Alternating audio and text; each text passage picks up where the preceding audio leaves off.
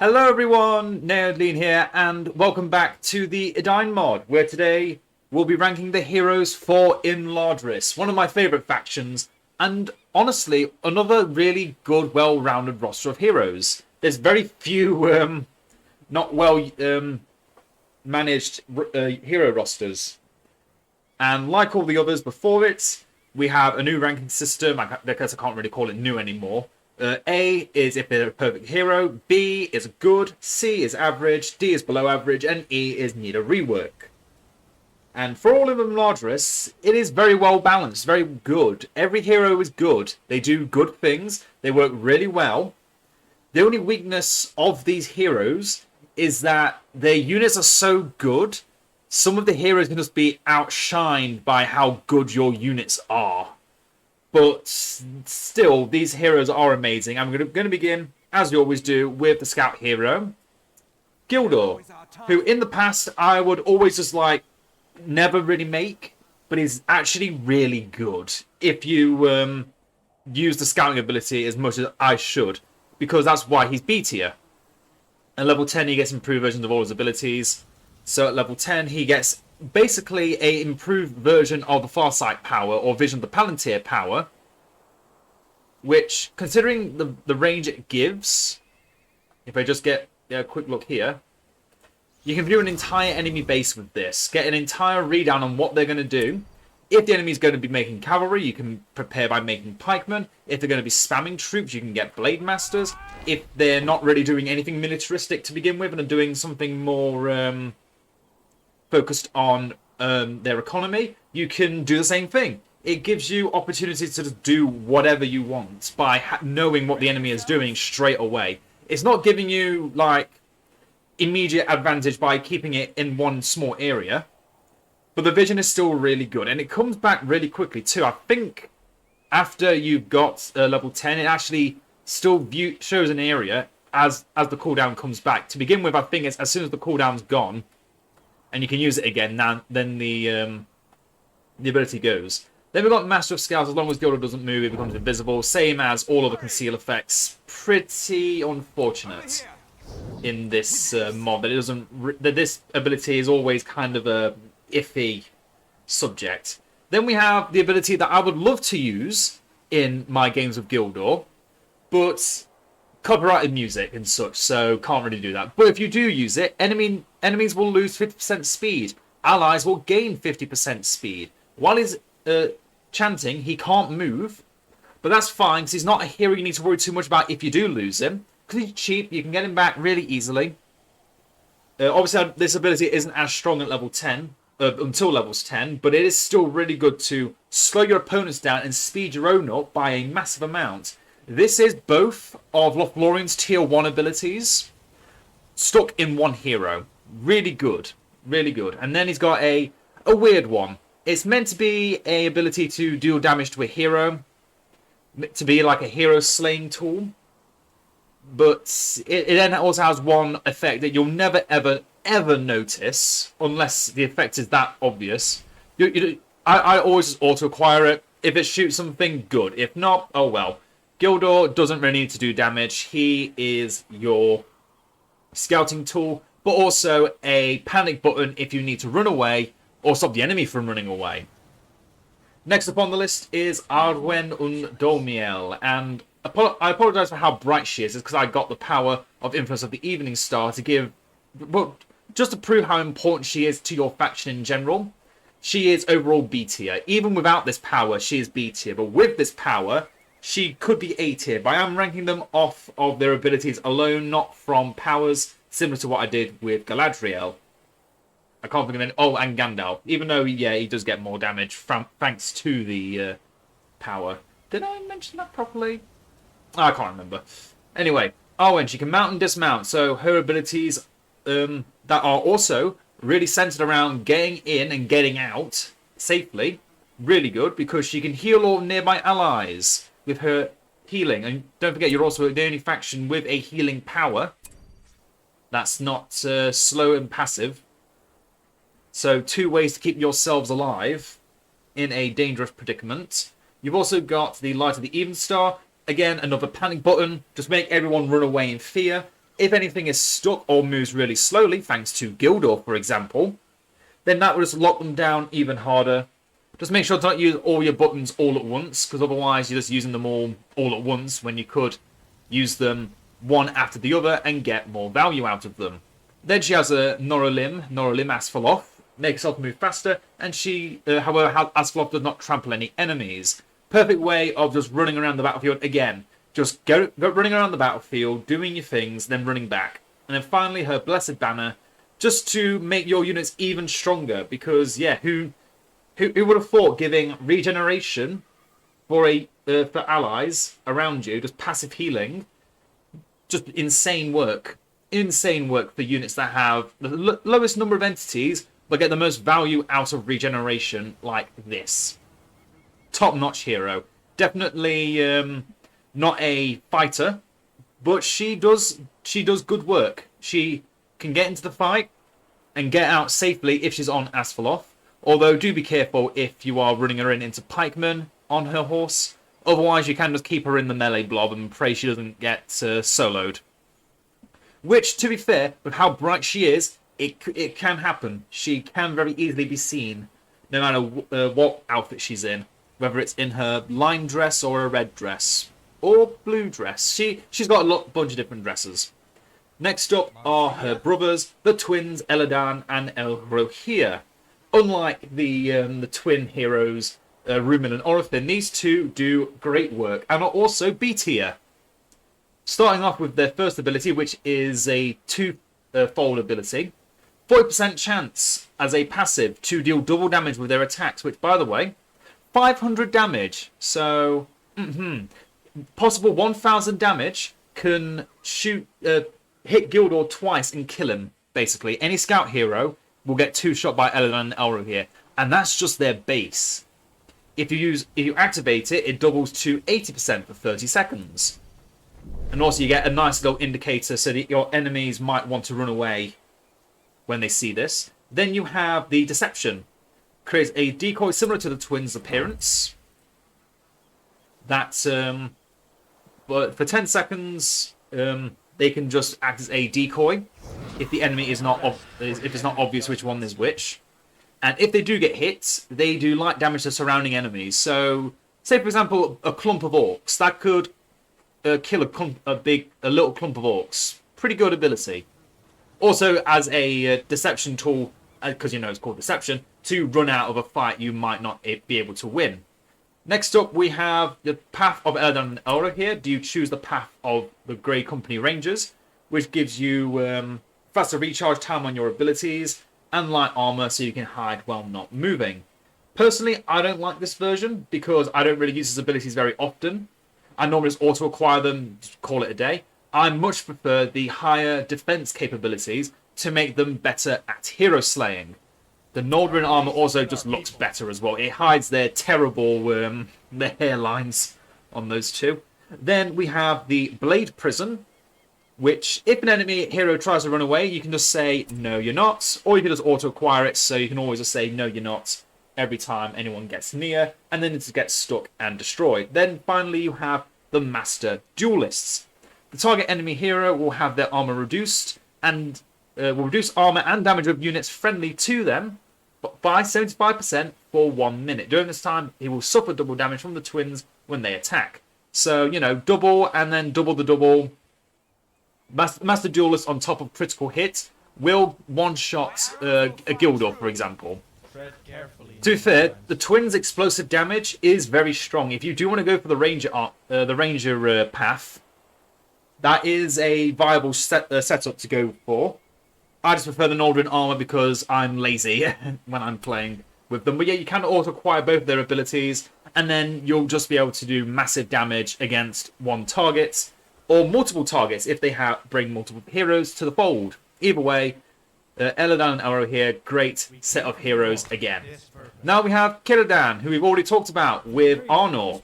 And if you haven't already watched the Arnor video, he is, for me, a C tier hero.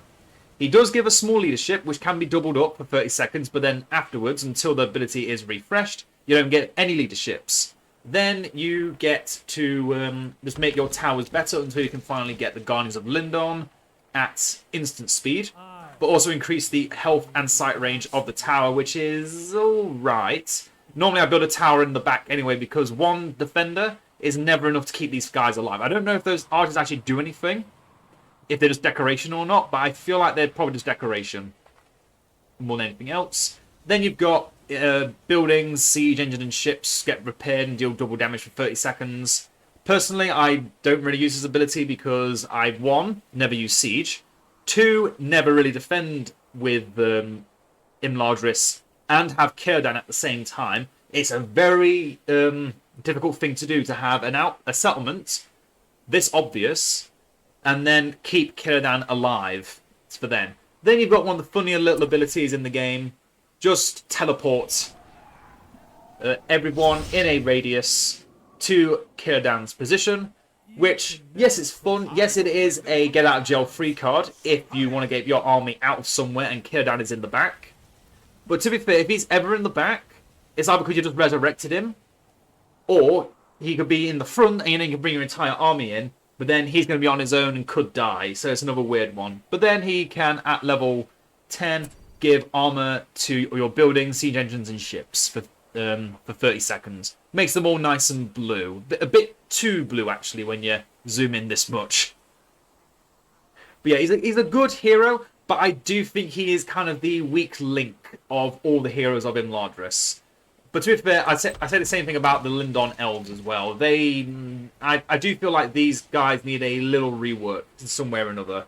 The way that the Edain Unchained mod did the Linden Tower and Cirdan, I think, is what I would like to see for base Edain, but you can't have everything all in one mod.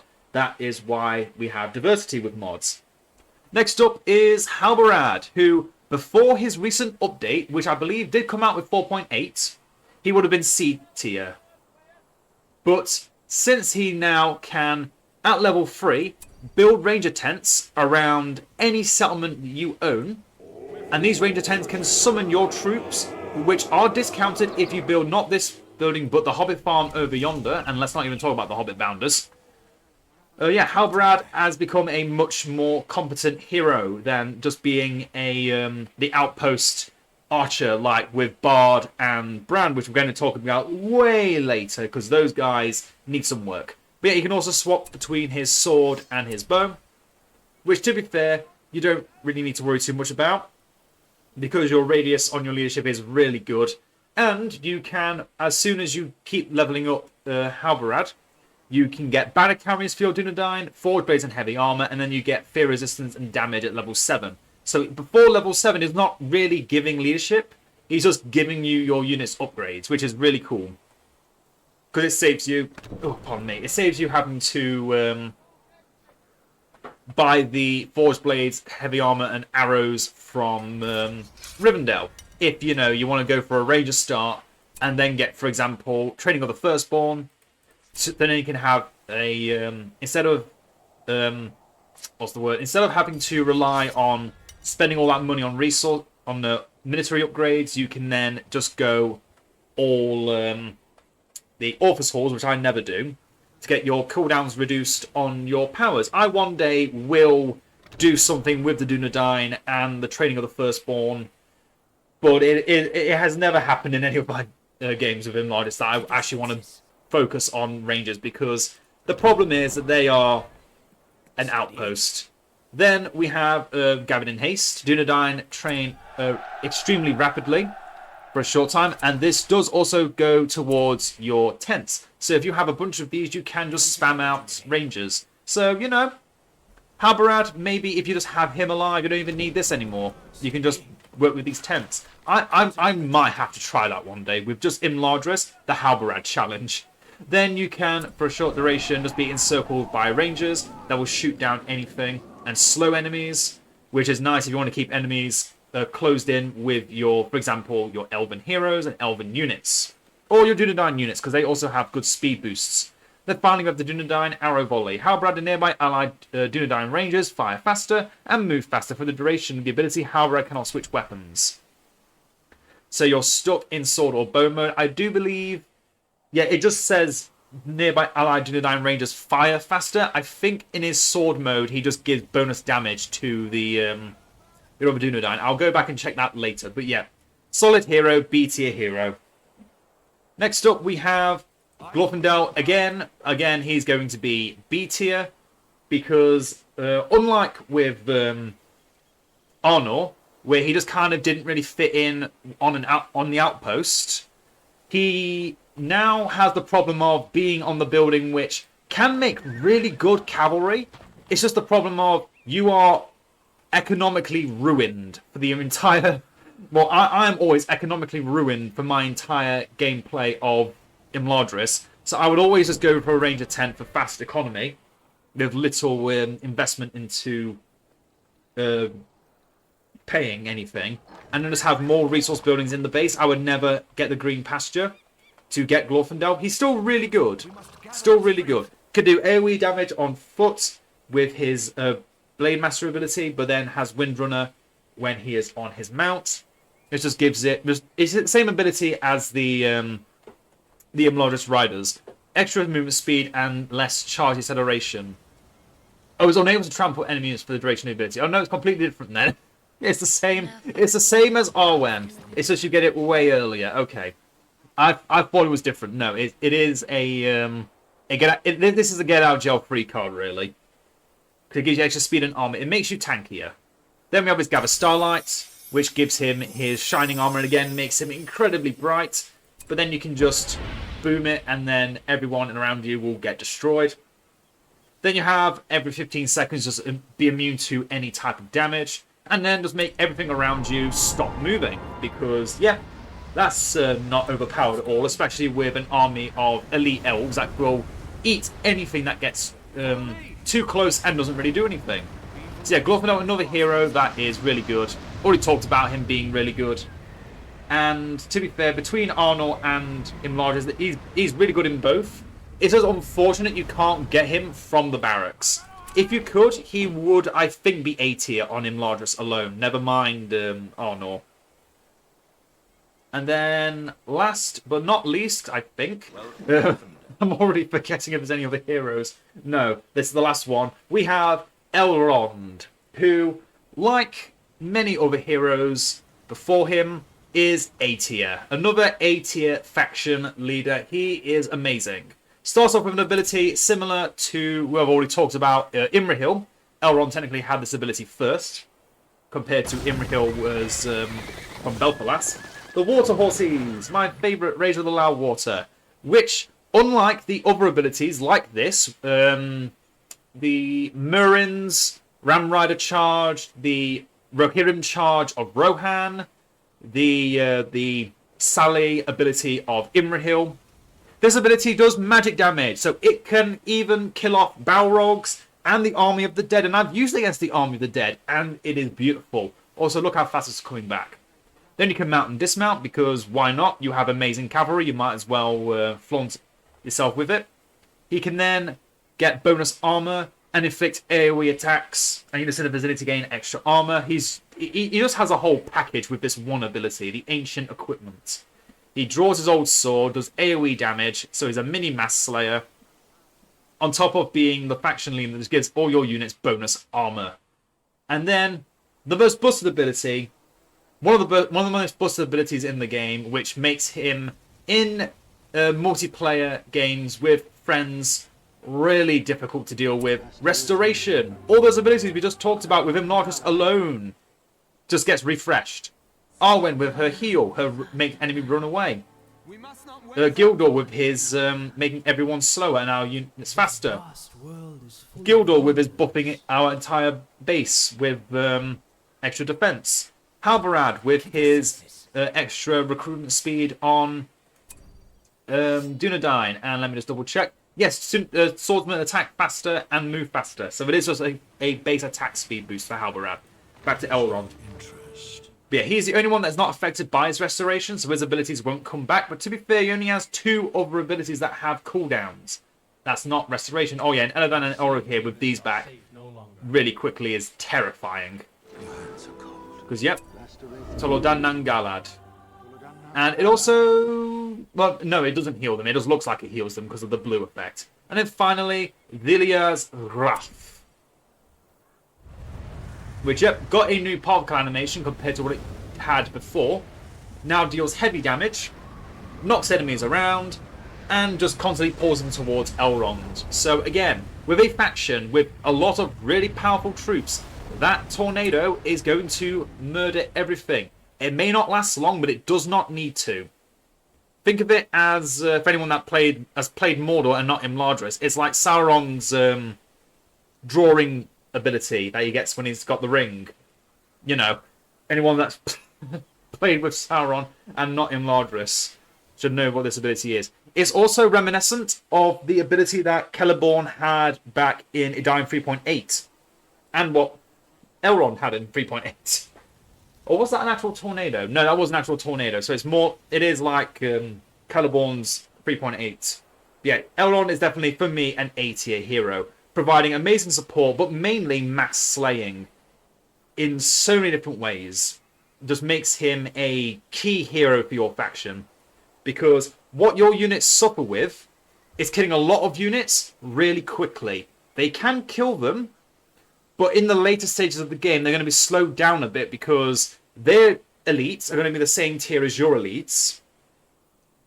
You need to be getting, for example, the Veterans of the Last Alliance to get a real one-up on everyone else. Because at some point, those elite elves do fall behind everyone else. Not they don't fall behind. They equal out with everyone else at some point. You have to either beat them to the punch, which is what I normally do, which is why I never normally make Elrond in time. But yeah, if I ever was in a dangerous situation with Imladris and just couldn't push out the base, I would get Elrond. His abilities can save you in, for one, choke point situations. That's why this thing here, the floodgates, are amazing.